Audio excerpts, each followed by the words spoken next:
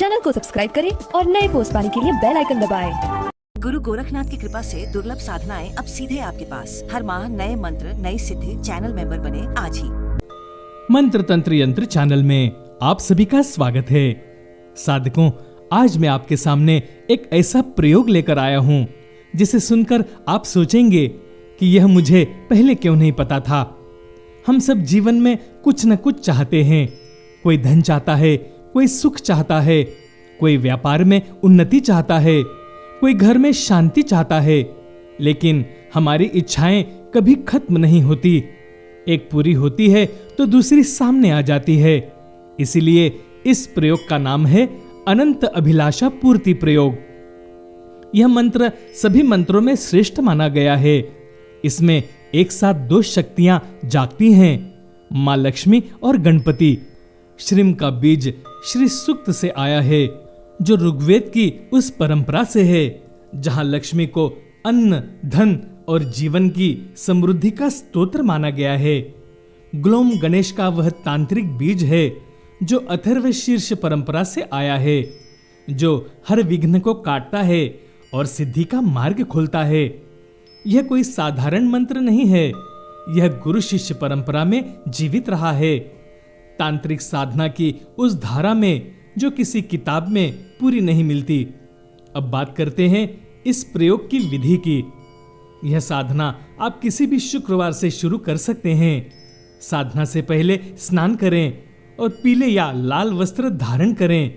पूर्व या उत्तर दिशा की ओर मुख करके बैठें। सामने एक लाल कपड़ा बिछाएं और उस पर श्री यंत्र स्थापित करें। सुगंधित अगरबत्ती लगाएं। यहाँ पर मैं आप सभी को एक बात कहना चाहता हूँ। जिस अगरबत्ती में बांस हो, यानी जिससे बांबू कहते हैं, वो अगरबत्ती कभी भी भगवान को ना जलाएं। अगरबत्ती वही लाएं जो बांबू लेस हो। मैं आपको लिंक दे दूंगा, आप वहां से ऑर्डर कर सकते हैं। चंदन या गुलाब की कोई भी चलेगी। घी का दीपक जलाएं। मां लक्ष्मी को कमल का फूल अर्पित करें। साधना में कमल गट्टे की माला का प्रयोग करें और प्रतिदिन कम से कम एक माला अर्थात 108 बार इस मंत्र का जप करें। साधना का पूर्ण फल 10,000 जप करने पर प्राप्त होता है। जप के समय में मन में अपनी मनोकामना स्पष्ट रखें। जो मांगना है वो ध्यान में रखते हुए जप करें। साधना पूर्ण होने पर श्री यंत्र को तिजोरी या धन के स्थान पर रख दें और माला को बहते जल में प्रवाहित करें। यह मंत्र आर्थिक उन्नति, व्यापारिक समृद्धि, लक्ष्मी प्राप्ति और जीवन में सभी प्रकार की संपन्नता के लिए श्रेष्ठ है। जो साधक सच्चे मन से इस प्रयोग को करते हैं, मां लक्ष्मी की कृपा उन पर अवश्य होती है। अगर आप स्वयं इस मंत्र को जपने में असमर्थ हैं, तो इस मंत्र को प्रतिदिन अवश्य सुने। हमारे शास्त्र में कहा गया है, सुनने से भी वही फल प्राप्त होता है जो जपने से होता है। चैनल को शेयर करें, सब्सक्राइब करें और मेंबरशिप अभी तक नहीं ली है तो कृपया तुरंत मेंबरशिप ले लें। इसी गुरु दक्षिणा की हम आपसे आशा करते हैं। धन्यवाद। नाथ कृपा आप पर और आपके परिवार पर हमेशा बरसती रहे। साधना में लगे रहें। आदेश। ओम ग्लोम श्रीम अन्न मध्यम में देहानिधिपतये ममान्नं प्रदापय स्वाहा। श्रीं ग्लों ॐ ग्लों श्रीं अन्न मध्यम में देहानिधिपतये ममान्नं प्रदापय स्वाहा।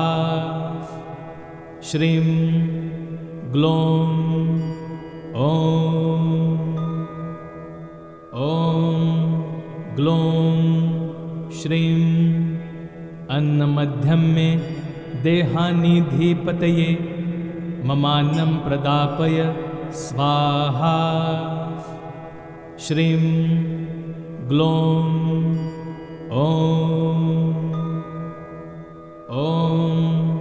ग्लों श्रीं अन्न मध्यम में देहानिधिपतये ममान्नं प्रदापय स्वाहा। श्रीं ग्लौं ॐ ग्लौं श्रीं अन्नमध्यं मे देहानिधिपतये ममान्नं प्रदापय स्वाहा। श्रीं ग्लौं ॐ ग्लौं श्रीं अन्नमध्यं मे देहानिधिपतये ममान्नं प्रदापय स्वाहा। श्रीं ग्लौं ॐ ग्लौं श्रीं अन्नमध्यं मे देहानिधिपतये ममान्नं प्रदापय स्वाहा। श्रीं ग्लौं ॐ ग्लौं श्रीं अन्नमध्यं मे देहानिधिपतये ममान्नं प्रदापय स्वाहा। श्रीं ग्लौं ॐ ग्लौं श्रीं अन्नमध्यं मे देहानिधिपतये ममान्नं प्रदापय स्वाहा। श्रीं ग्लौं ॐ ग्लौं श्रीं अन्नमध्यं मे देहानिधिपतये ममान्नं प्रदापय स्वाहा। श्रीं ग्लौं ॐ ग्लौं श्रीं अन्नमध्यं मे देहानिधिपतये ममान्नं प्रदापय स्वाहा। श्रीं ग्लौं ॐ ग्लौं श्रीं अन्नमध्यं मे देहानिधिपतये ममान्नं प्रदापय स्वाहा। श्रीं ग्लौं ॐ ग्लौं श्रीं अन्नमध्यं मे देहानिधिपतये ममान्नं प्रदापय स्वाहा। श्रीं ग्लौं ॐ ग्लौं श्रीं अन्नमध्यं मे देहानिधिपतये ममान्नं प्रदापय स्वाहा। श्रीं ग्लौं ॐ ग्लौं श्रीं अन्नमध्यं मे देहानिधिपतये ममान्नं प्रदापय स्वाहा। श्रीं ग्लौं ॐ ग्लौं श्रीं अन्नमध्यं मे देहानिधिपतये ममान्नं प्रदापय स्वाहा। श्रीं ग्लौं ॐ ग्लौं श्रीं अन्नमध्यं मे देहानिधिपतये ममान्नं प्रदापय स्वाहा। श्रीं ग्लौं ॐ ग्लौं श्रीं अन्नमध्यं मे देहानिधिपतये ममान्नं प्रदापय स्वाहा। श्रीं ग्लौं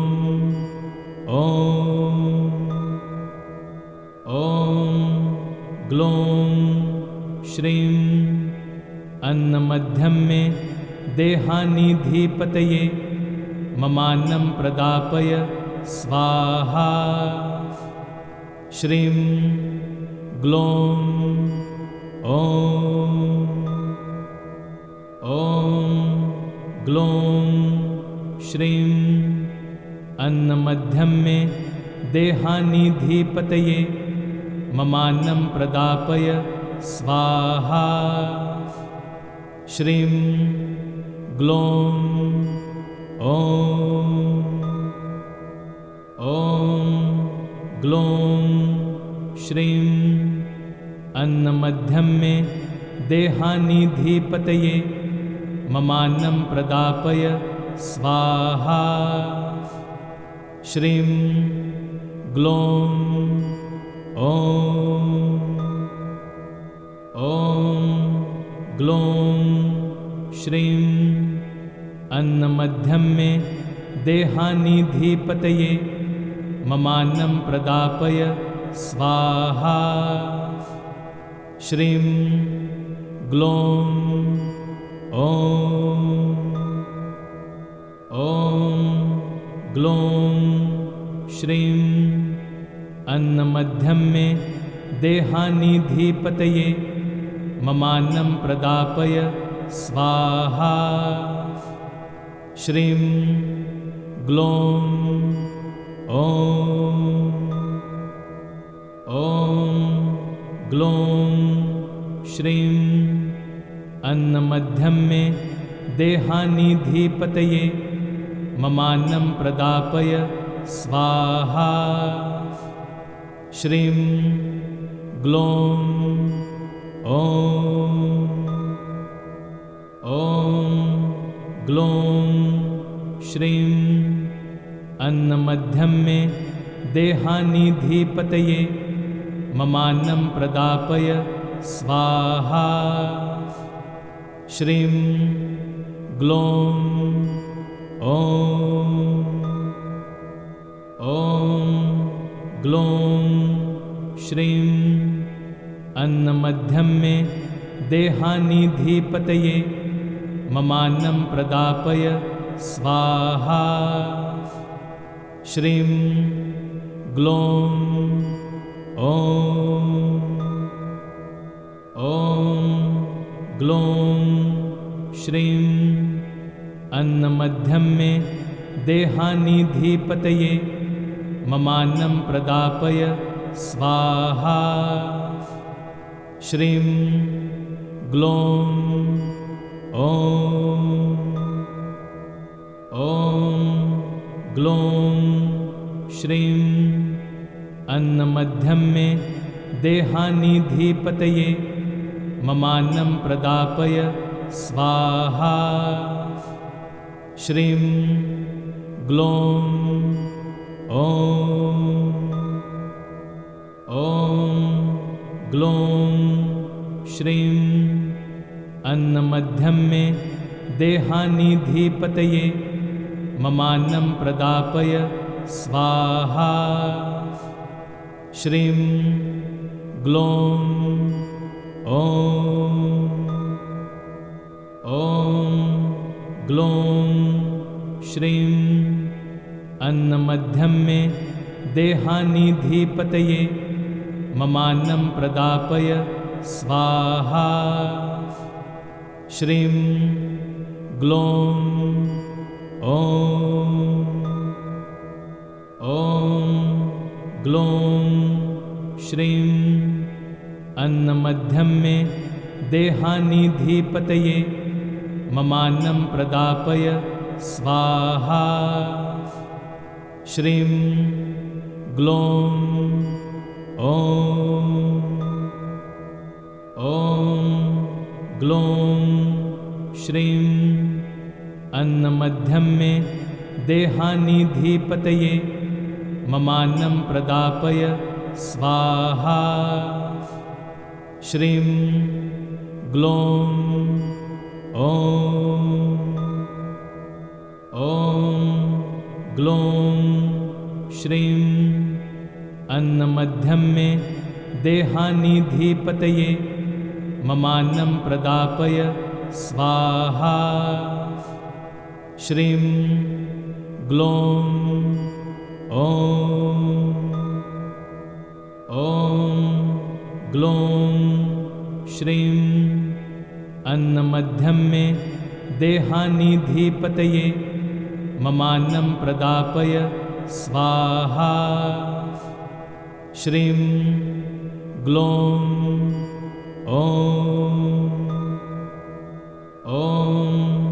ग्लौं श्रीं अन्नमध्यम में देहानिधिपतये ममान्नं प्रदापय स्वाहा। श्रीं ग्लौं ॐ ग्लौं श्रीं अन्नमध्यम में देहानिधिपतये ममान्नं प्रदापय स्वाहा। श्रीं ग्लौं ॐ ग्लौं श्रीं अन्नमध्यम में देहानिधिपतये ममान्नं प्रदापय स्वाहा। श्रीं ग्लौं ॐ ग्लौं श्रीं अन्नमध्यम में देहानिधिपतये ममान्नं प्रदापय स्वाहा। श्रीं ग्लौं ॐ ग्लौं श्रीं अन्नमध्यम में देहानिधिपतये ममान्नं प्रदापय स्वाहा। श्रीं ग्लौं ॐ ग्लौं श्रीं अन्नमध्यम में देहानिधिपतये ममान्नं प्रदापय स्वाहा। श्रीं ग्लौं ॐ ग्लौं श्रीं अन्नमध्यम में देहानिधिपतये ममान्नं प्रदापय स्वाहा। श्रीं ग्लौं ॐ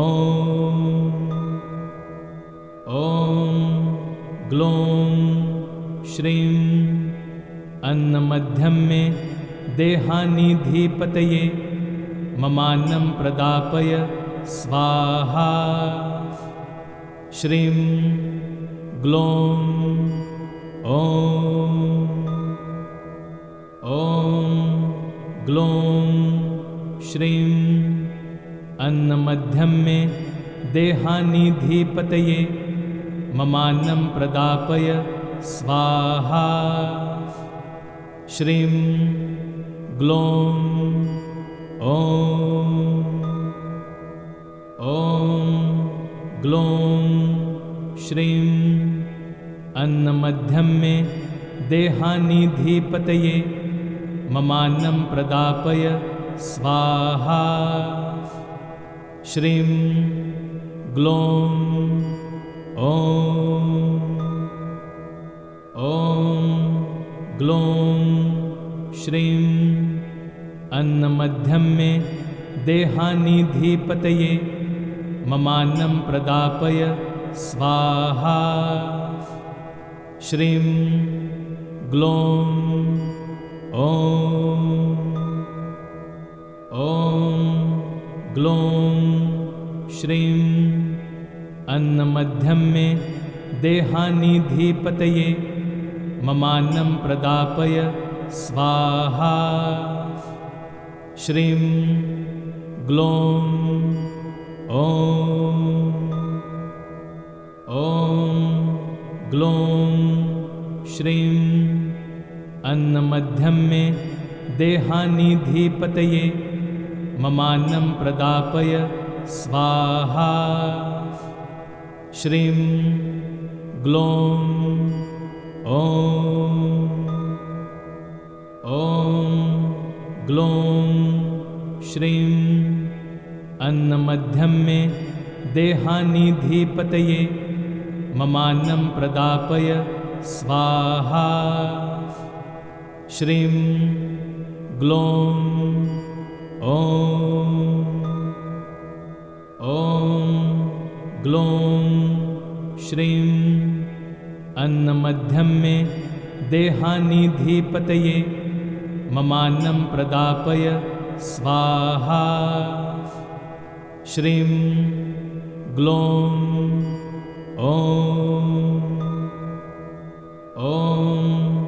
ग्लौं श्रीं अन्नमध्यम में देहानिधिपतये ममान्नं प्रदापय स्वाहा। श्रीं ग्लौं ॐ ग्लौं श्रीं अन्नमध्यम में देहानिधिपतये ममान्नं प्रदापय स्वाहा। श्रीं ग्लौं ॐ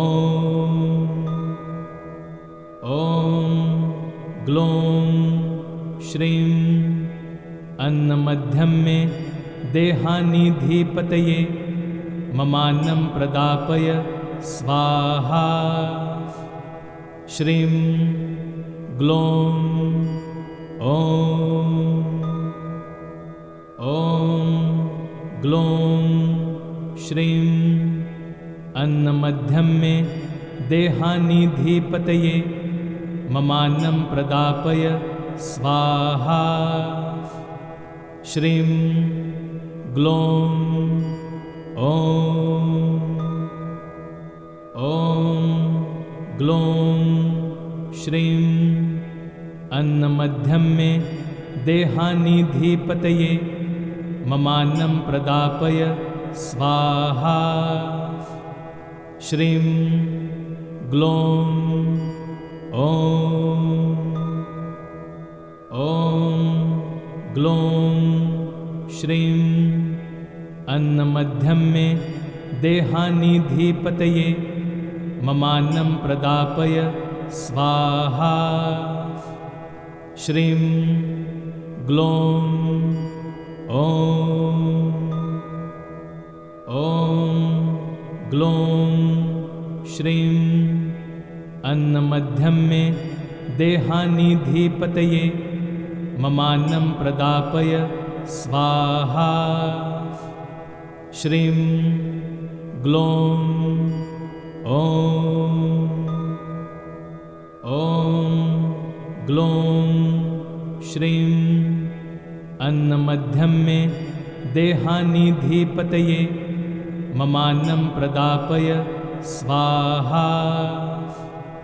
श्रीं ग्लौं ॐ ग्लौं श्रीं अन्नमध्यम में देहानिधिपतये ममान्नं प्रदापय स्वाहा। श्रीं ग्लौं ॐ ग्लौं श्रीं अन्नमध्यम में देहानिधिपतये ममान्नं प्रदापय स्वाहा। श्रीं ग्लौं ॐ ग्लौं श्रीं अन्नमध्यम में देहानिधिपतये ममान्नं प्रदापय स्वाहा।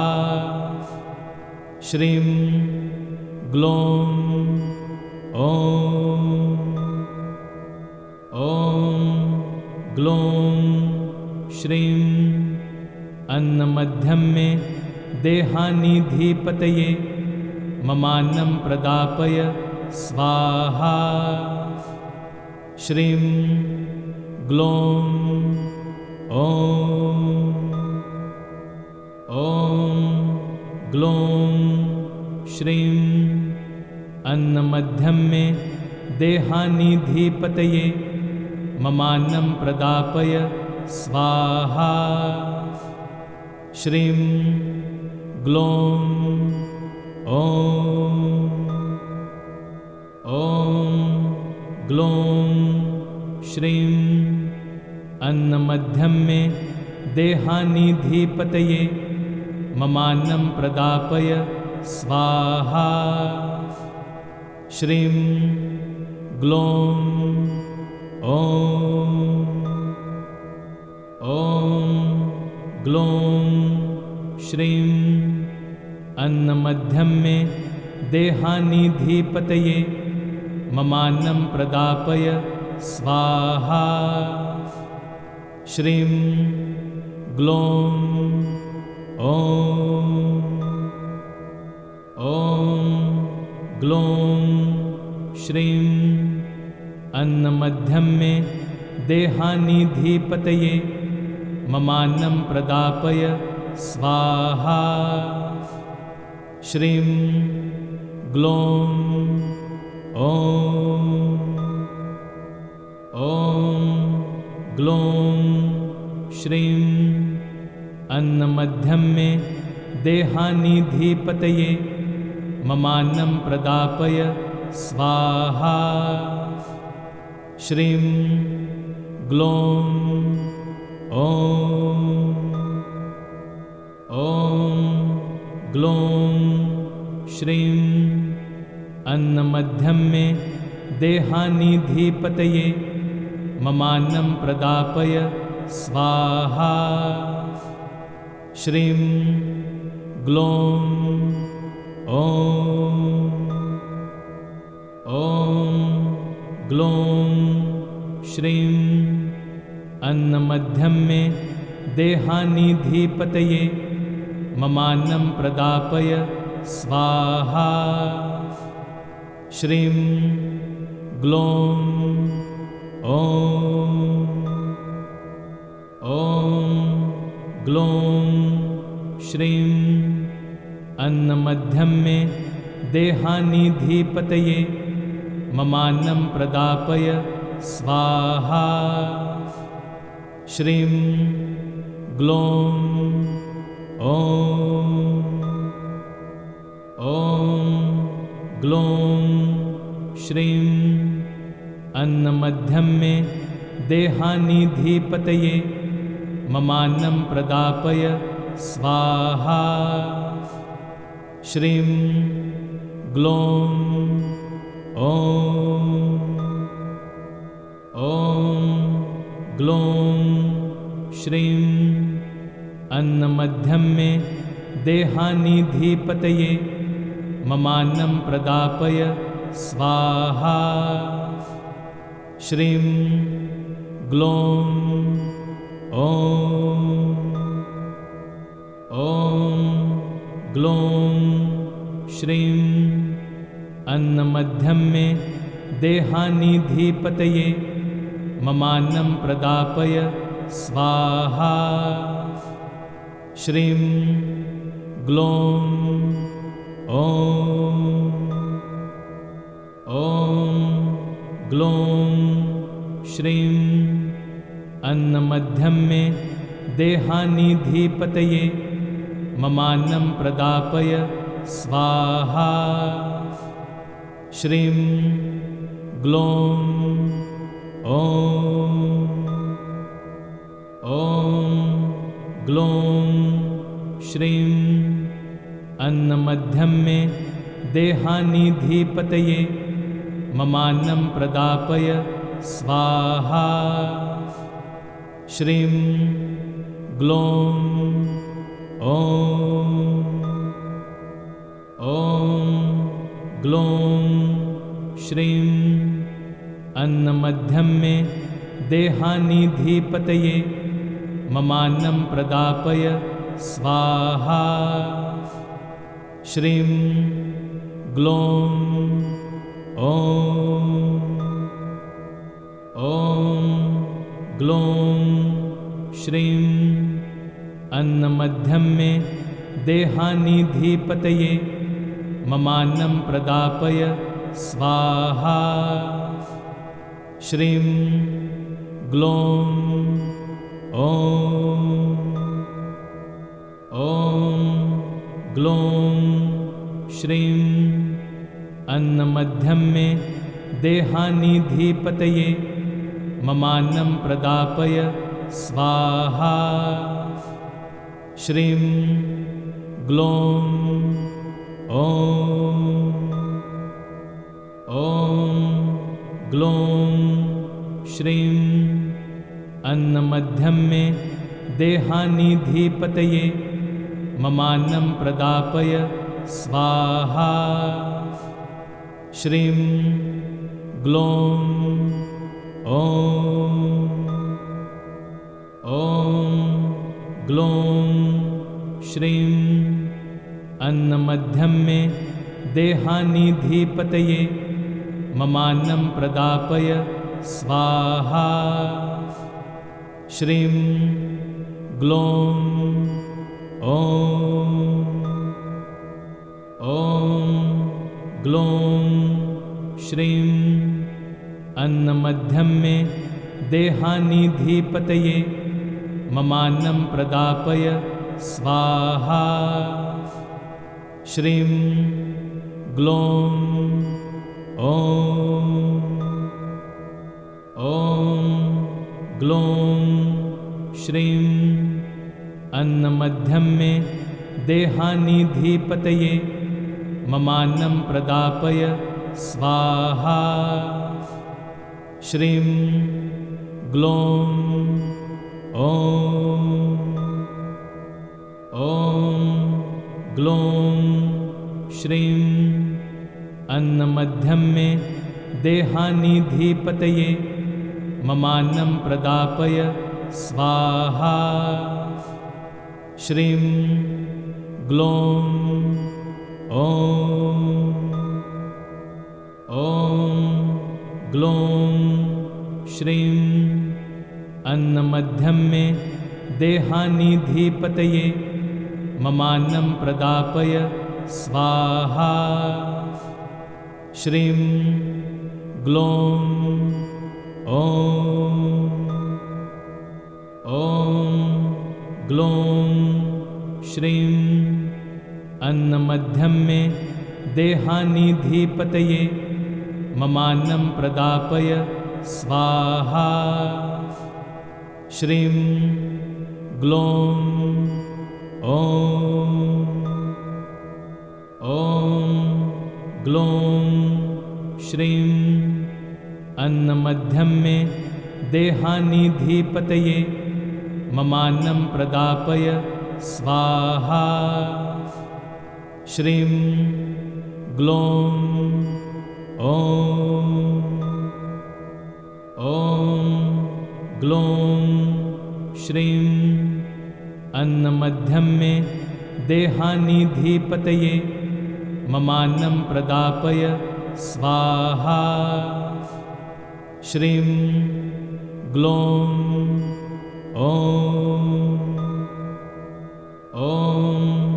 ग्लौं श्रीं अन्नमध्यं मे देहानिधिपतये ममान्नं प्रदापय स्वाहा।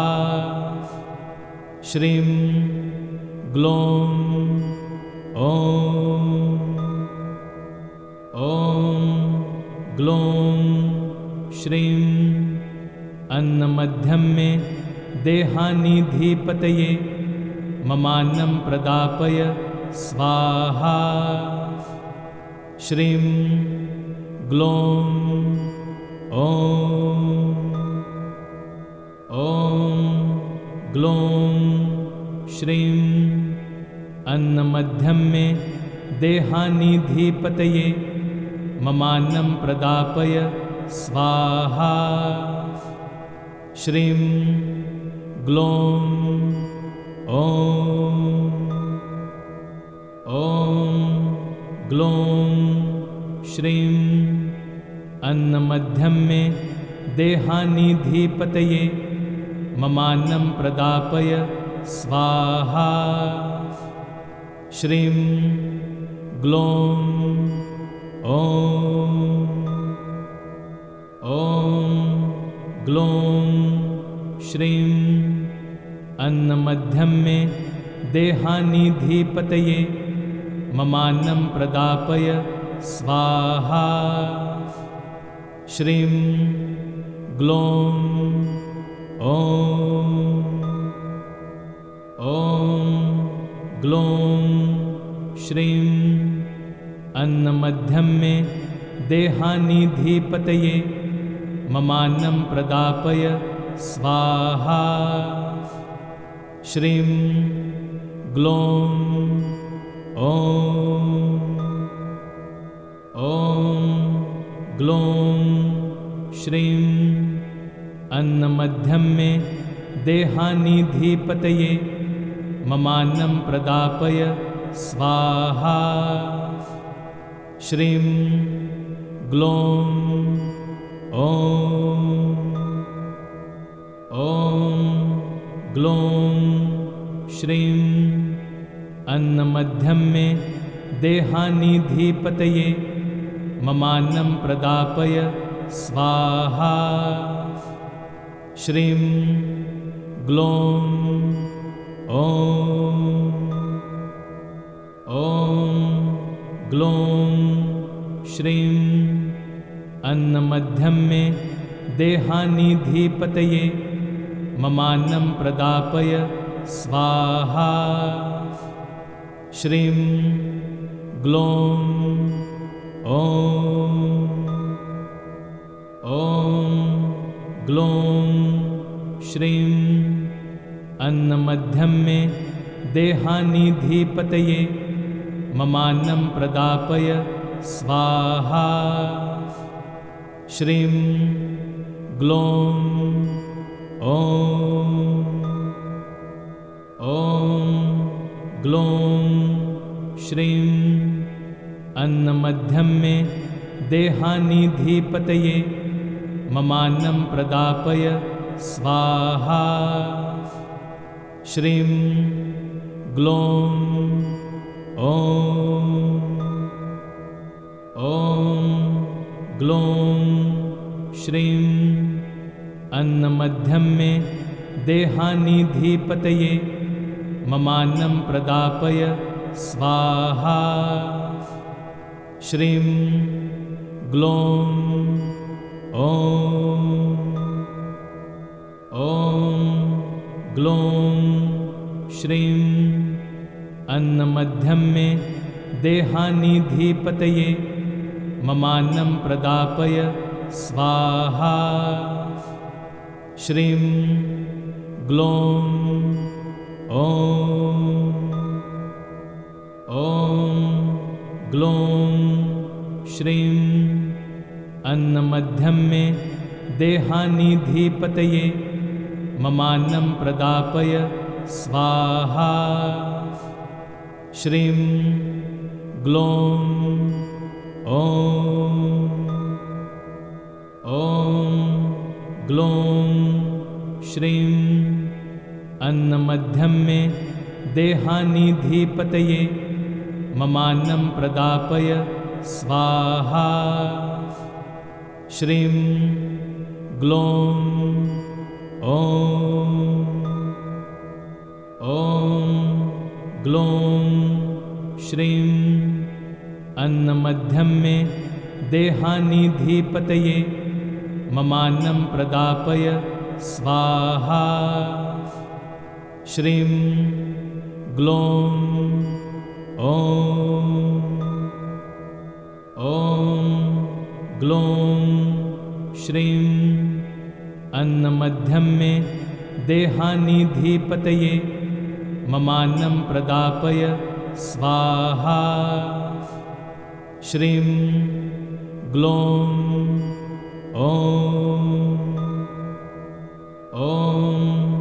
ग्लौं श्रीं अन्नमध्यम में देहानिधिपतये ममान्नं प्रदापय स्वाहा। श्रीं ग्लों ॐ ग्लों श्रीं अन्नमध्यम में देहानिधिपतये ममान्नं प्रदापय स्वाहा। श्रीं ग्लों ॐ ग्लों श्रीं अन्नमध्यम में देहानिधिपतये ममान्नं प्रदापय स्वाहा। श्रीं ग्लों ॐ ग्लों श्रीं अन्नमध्यम में देहानिधिपतये ममान्नं प्रदापय स्वाहा। श्रीं ग्लों ॐ ग्लों श्रीं अन्नमध्यम में देहानिधिपतये ममान्नं प्रदापय स्वाहा। श्रीं ग्लों गुरु गोरखनाथ की कृपा से दुर्लभ साधनाएं अब सीधे आपके पास। हर माह नए मंत्र, नई सिद्धि, चैनल मेंबर बने आज ही। चैनल को सब्सक्राइब करें और नए पोस्ट पाने के लिए बेल आइकन दबाएं।